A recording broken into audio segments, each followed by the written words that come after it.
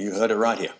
Hey, Finland hello, Finland. It's the happiest place on earth. Yeah, that's according to the latest World Happiness Report. But when we're measuring GDP, gross domestic product, economic output, why don't we include happiness? Well, now in the UK, the Office for National Statistics has released their estimates of personal well-being in the UK, giving the best places to live and thrive. Look, let's find out more because Liz Zeidler is Chief Executive and founder of Happy City Charity and social enterprise. Great to see you. Very nice to be here. I have to ask you this, and I've got nothing against the Finns. It's a beautiful country. Why are they so happy? How did they get that score, that ranking? They've done so many things over a very long period of time to boost education, to make their cities and their towns really literally designed from the bottom up to be good for communities, to be places where you and I can meet on the street and talk to each other and build trust and confidence. So they've built their society on the sorts of values that support people to thrive. Okay, well, good on them, but they're not walking around with big smiles on their face all the time. I know that.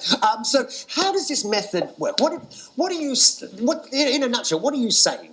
So what we're saying is if you put GDP growth as your end goal, all you're trying to do is create great consumers. So are we consuming more this year than last year? Are we consuming more next year than this? Yeah. And if that's our measure of success, then that's what we drive everything to. Health services, education, everything's driving to just produce more and more consumption, which is really bad for the planet and pretty bad for people, if I'm honest. What we're saying, and many others around the globe are saying, is that we need to change the goalposts. Let's put the well-being, the thriving, don't mind what word you use for it, of people and planet as the end goal. And then, yeah, of course, the economy is an important part of that, but it's only a part of the ingredients that you need to develop places that really look after people. But would there be a way of putting that well-being, the happiness measurement into a GDP? That's pretty hard. So I think that's the wrong way around to look at it. And one way to look at it is a bit like, would you judge the success of a car on how much fuel it's using every time? What you judge the success on a car is does it take you from A to B? And the fuel is just one part of that. You need a steering wheel, you need all sorts of other things. It's the same with our lives. So what's the end goal for all of us, for business, for the economy, for politics, is to help create the kind of conditions for each of us to thrive now and in the future.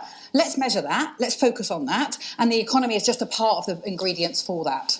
I think it sounds wonderful. I just think it's going to be to try and get, governments around the world to change the whole GDP and to be willing to give up, if you will, some of its, economic wealth. So you might feel it's a pie in the sky, except more and more places are doing it. This is absolutely real. So we publish the results for every local authority in England and Wales at the moment, but we get inquiries every single week from every corner of the globe. Wow, New Zealand, its whole national government, next year's budget is based on a wellbeing budget. It's focusing in New Zealand. Bless them. In all sorts of parts. Costa Rica does a very, very similar thing. So you've also got this happening at a local level. So at cities in India, they're developing a whole new city based on wellbeing economics. How can we create a whole new way of organising that puts wellbeing first, which of course has benefits for the economy. Let's not kid ourselves. Yeah, so if you're happy and and wellbeing is all up there, then we're better at work. We're probably more productive. We're more productive. We're more creative. We're better at problem solving. We're more loyal. All sorts of things. So there are lots of benefits, and also you get rid of an awful lot of social ills